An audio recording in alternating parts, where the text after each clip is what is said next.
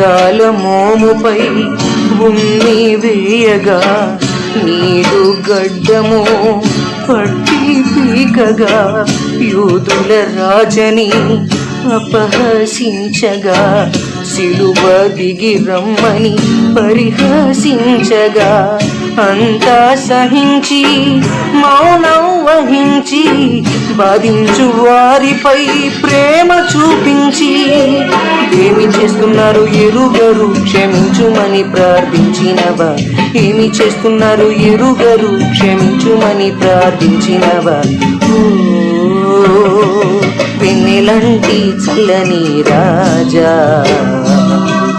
ఎంత సహనం చూపినవయ్యా వెన్నెలంటి చల్లని రాజా